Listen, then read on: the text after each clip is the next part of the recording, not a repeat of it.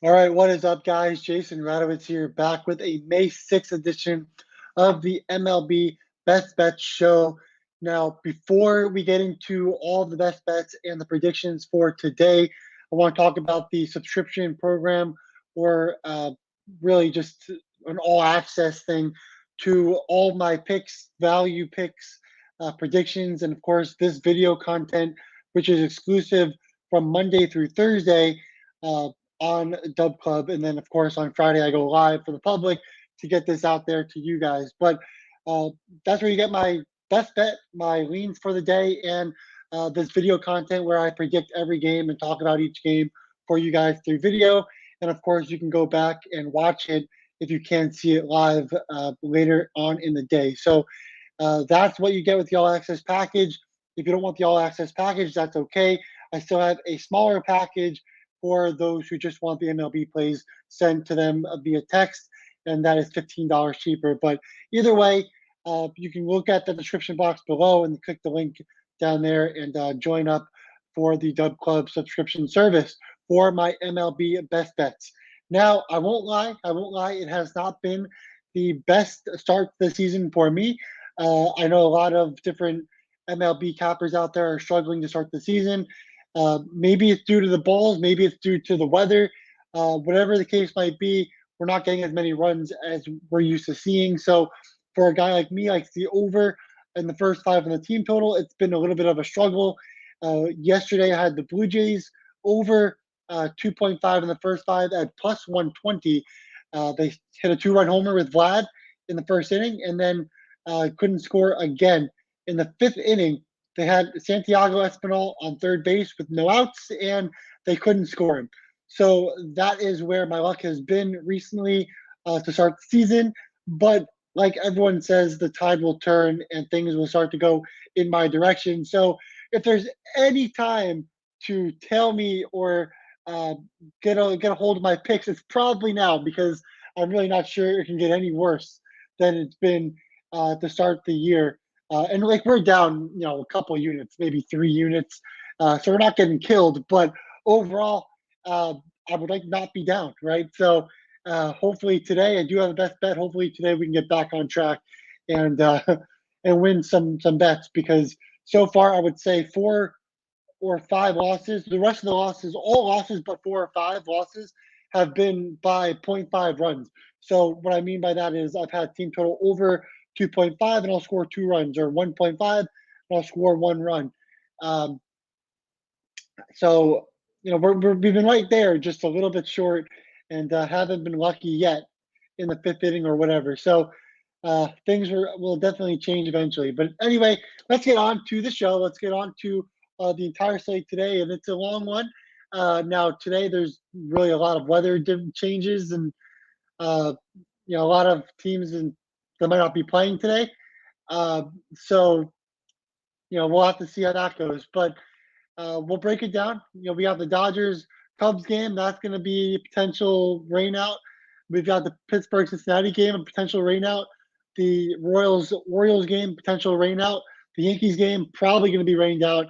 The Mets game, probably going to be rained out. The White Sox Boston game might play. You've got Toronto Cleveland, might play.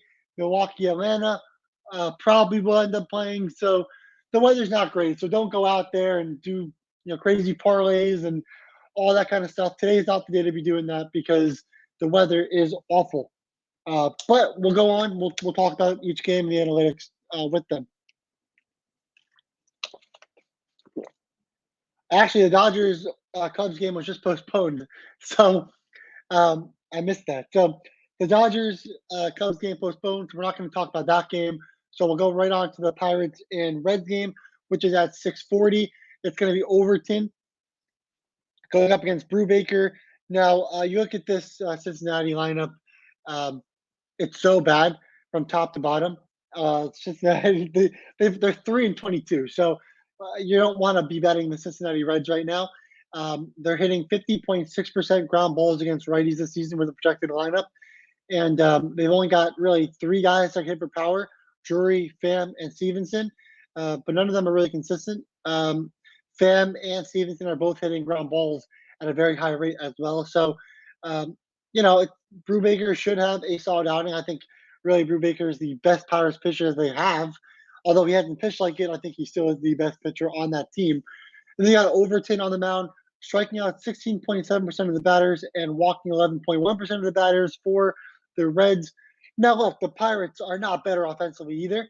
Vogelback's the one guy that can do some damage. So, I would probably say the under in this game, especially with the weather not being the best. I would probably say the under. Overton's getting 54% ground balls, which is really good. So, with that said, yeah, I would take the under in this game. Now, Overton, he's had 18 batters. So, like, let's not get ahead of ourselves here. We don't have a big sample size for Overton this year. But, uh, with that said, I would still take the under in this game. Next up will be the Mets going up against the Phillies. Gibson against Scherzer. Last night, of course, was a crazy game. We saw the Mets come back 7 runs and beat the Phillies, which was crazy. As a Mets fan, I was enjoying every bit of it. But I don't think we'll see many runs in this game. I think, basically the Mets scored or hit 3 hits in 8 innings. I think that's what you'll see in this game for both teams. I think the Mets can definitely get ahead of Gibson a little bit. Gibson walking 10.7% of the batters. And they do have some guys that can do some damage. If they can work some counts and limit the strikeouts, the Mets can definitely score some runs. And obviously, we know what Scherzer's capable of. So I do like the Mets in this game if this game ends up playing. But I would say the under makes the most sense in this game in the first 5 or the full game. Next up, we've got the Blue Jays and Guardians. Gosman against Bieber. So, like, you look at this game, you're going to see an over-under of 6.5, but you're also going to see Bieber and Gosman on the mound. So, it's hard to say, yeah, we're going to fade these 2 pitchers right here, but just know that the Blue Jays should have Teoscar Hernandez back. Springer will be back in the lineup as well for the Blue Jays, so that's going to be helpful. And so if I had to choose, I think I like Toronto's lineup better than the Guardians. Gosman's been the better pitcher. He has not walked a single batter this season, striking out 33.6% of batters to start the season as well. So I like Toronto in this game going up against Bieber. Something happened to my camera, guys. I don't know what happened.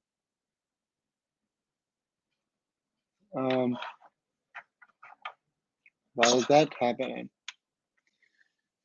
Should I get that fixed for you guys?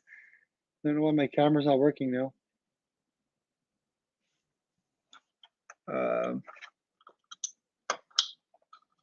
Of course, man. Well, I'll keep talking, and hopefully the camera will turn back on eventually. I just unplugged it, tried to unplug it back in, and it's not working. So try this. All right, we'll have to use this camera for now. So yeah, next up is the White Sox, Red Sox,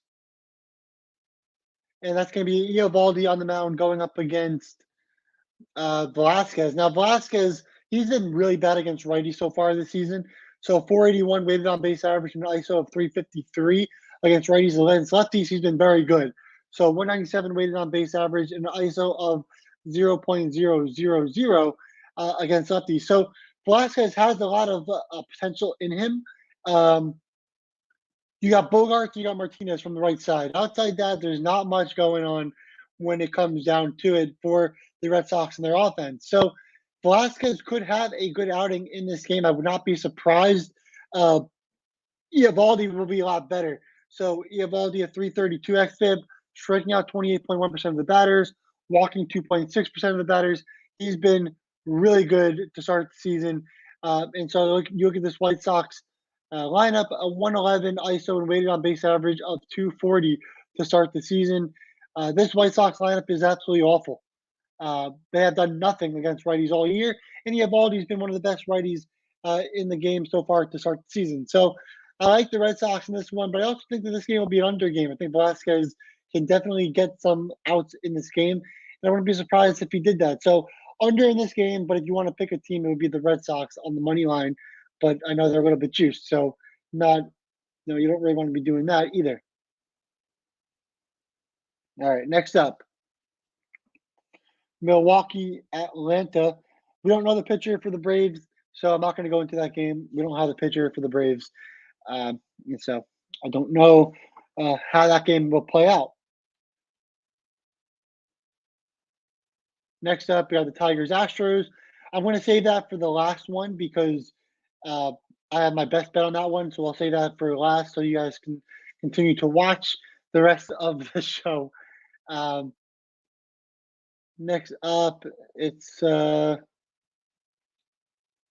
Minnesota. So Oakland, Minnesota, we've got Irvin on the mound going up against Winder. Um, We've got an Oakland lineup that's a 124 ISO against righties and a 270 weighted on base average. This Oakland lineup, they strike out 26% of the time and walk just 5.4% of the time. So they've been awful all year long. All right, we got it back up. We got it working, guys. But Winder had 6.6% walks, 163 batting average balls in play. He's been very good to start the season. I think it was a couple of starts.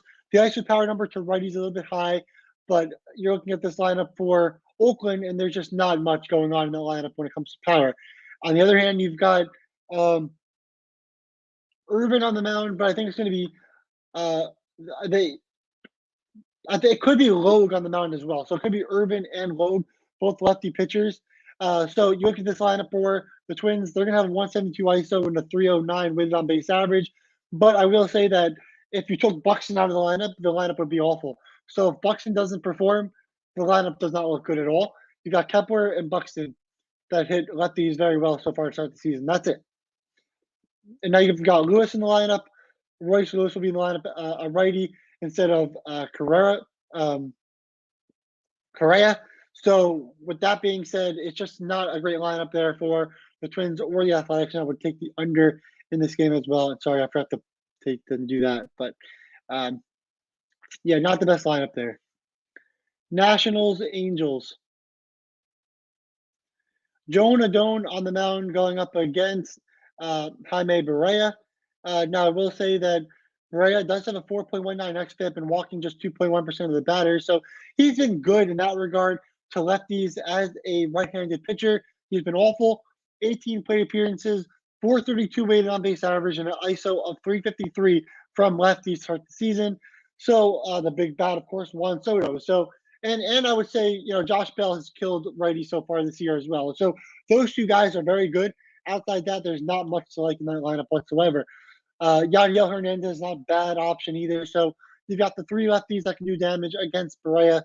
But outside that, there's not much there for Washington. Now, Joe Nadone has been a lot worse than Barrea to start the season. xFIP of 5.92, striking out under 19% of the batters and also walking about 12% of the batters this season. Power numbers to lefties have been very high. So you've got a guy like Marsh, you have Otani, you've got Walsh, all lefties that can do some damage, but don't rule out the righties either. Trout and Ward can do plenty of damage against Adone as well. So yes, I like the Angels in this game a little bit more. But if you're looking for player props or fantasy guys, Soto, Bell, Hernandez for the Nationals as a stack is not a bad option either. Those three guys can definitely do damage as well. Next up, the Rays against the Mariners. You got Logan Gilbert on the mound going up against Josh Fleming. So Fleming, a left-handed pitcher that has been a little bit unlucky to start the year, but also getting 65.5% ground balls. Can he last with that? No. The batting average of balls in play, 396, probably won't last either. But the ground balls are getting through the holes. That's really what's happening right now with Fleming, who has a 3.64 xFIP. So he's been very good. But you look at this lineup for the Mariners, they do have a 303 weighted on base average, an ISO of 168. They're hitting 26% of line drives. So the Mariners have potential offensively going up against the lefty in Fleming with those line drives, and they're also walking 11.7% of the time against lefties. Now you look at this Rays lineup; they're striking out 24% of the time. They also had a ton of line drives, and they're limiting the ground balls. But Gilbert's been a lot better this season. He has a .64 ERA and a 4.0 record to start the season. So who would you prefer? Would you prefer Gilbert, who has a .064 ERA, or Fleming? Or it's gonna be Weiser to start and then Fleming after that, but it's gonna be mostly Fleming in this game. But would you rather a guy like Fleming, who has not been up to par so far this year? I would rather Gilbert in this game, but it always does throw you off when a relief pitcher starts and then Fleming comes in. It throws you off, and I don't recommend betting on those games for that reason. Next up, the Marlins against the Padres. We've got Yu Darvish on the mound going up against Sandy Alcantara. Alcantara, however you want to say it. But both pitchers have been very good to start the season. 290 ERA for Alcantara, then Darvish 4.44 ERA, but we know what he's capable of. And he's been striking out 22.5% of the batters to start the season, limiting the ISO power numbers and also low on the weighted on base averages as well. So really, we saw limited amount of runs yesterday, and we'll probably see a limited amount of runs today between these two teams. So I would take the under in that game. Next up, Colorado against the Diamondbacks. We've got Merrill Kelly on the mound going up against Chad Kuhl. Now, Kuhl, limiting the power, limiting the weighted on base average. He's been pretty good, except for the xFIP being 4.41, the strikeouts under 20%, and the walks at 8%. The batting average of balls in play been very lucky at 177. So therefore, look at this lineup for the Diamondbacks. They do have some lefties that can hit for power. You have Marshall, you have Smith, you have Peralta, you even have Hummel and Ahmed done well from the right side, along with Walker with power from the right side as well. So the Diamondbacks do have some potential going up against the righty here in this game. And then you look at Merrill Kelly. He's been very good to start the season as well. Low ISO power numbers, low weighted on base averages, getting nearly 50% of the ground balls and limiting the line drive to 20%. Top of the order for the Rockies, Joe, Blackman, Grichuk, Crone, McMahon all hit righties at a high rate. The bottom of the order is absolutely awful. So you get the best of both worlds with the Rockies. But I would say that Arizona kind of looks like the better team here when you look at the pitcher and hitting matchups. Lastly, we've got the Cardinals and the Giants. It's going to be Jordan Hicks going up against Alex Cobb. Now, I much would rather Cobb than Hicks. Now, Hicks won't be in the game for very long. He is kind of a relief pitcher trying to get into being a starting pitcher. So the walks are high. Now, Cobb, he's been very unlucky as well to start the season. He has a 5.40 ERA, but a batting average of balls in play at 452, despite getting 62.1% of the ground balls. Now, Cobb, he's a guy that actually will get ground balls, and that's not a fluke. He's a guy that will get ground balls at a very high rate. So expect that out of him going up against this Cardinals lineup that's been very bad against righties. But also Hicks, he hasn't been that great either, walking 16% of batters to start the season. And to righties, a weighted on base average of 356 and an ISO of 318. So I would probably go with the Giants in this game, especially being at home, going up against the Cardinals in this game with Cobb on the mound. Now, the best bet for me today, it's the Astros over 2.5 in the first five on the team total at plus 100. Bo Brisky on the mound for Detroit. He's had 2 starts to start the season, and he's been good, but he's been very, very lucky. He has a 6.36 xFIP, striking out just 15% of the batters, walking 10% of the batters, and has a batting average of balls in play sitting at 10%, sitting at 111. So every time the guy hits the ball against Brisky, just 11% of the time is it a hit. That's impossible to sustain. And against righties so far this season, he has a 373 weighted on base average and an ISO of 350. Also, lefties have an ISO of 188. You look at this lineup for the Astros. You've got Bregman at 212 ISO, Alvarez 500 ISO, Pena 262 ISO, Bregman also 362 weighted on base average, Alvarez 465 weighted on base average, Tucker 183 ISO, 356 weighted on base average. And as a group, as a unit, this lineup hits just 38.1% of ground balls, hitting 23.7% line drives, and they're also walking nearly 10% of the time against righties. Now, Brisky, he's a prospect, a rookie pitcher, but you know that he was drafted late a couple years ago. He was like 800th pick of the draft. He's nothing special. He's not supposed to be good. He's an afterthought. And he's just getting 33.3% ground balls to start the season. And the Astros, their offense looks really, really good going up against righties so far right now, with Altuve especially being back in the lineup. So the Astros over 2.5 first five team total of plus 100. I got that at WinBet. DraftKings is sitting at minus 115, offshore at minus 130. So lots of good value with the Astros over 2.5 in the first five in the team total at WinBet, and it is still there, so you can still get it if you're watching this live. WinBet has an over 2.5 at plus 100. And the last time I checked DraftKings, and I'll check again just to make sure. The last time I checked DraftKings, the Astros were at minus 115 in the first five innings. I'm going to check right now. First half team total. The Astros are still at minus 115 on DraftKings, and WinBet is at plus 100 offshore. I'm seeing at minus 130. So hop on that plus 100. There's tons of value there.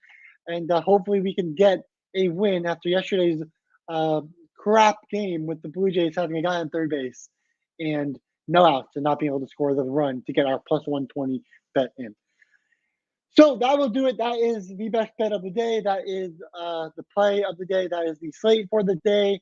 Obviously, in the East Coast, there's a lot of games that will probably be postponed or will have rain in the forecast. So be careful and check the forecast before you place your bets. But if you enjoyed this video, I know I talk fast, but that's to get the entire slate in. If you enjoyed it, go to that description box below and sign up for the All Access package via Dub Club.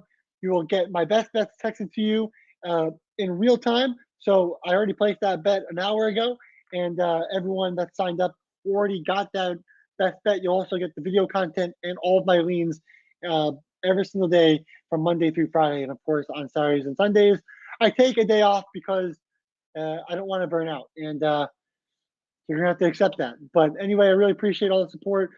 Thank you guys for watching. And I will see you guys back here on Monday in the All Access package for Dub Club.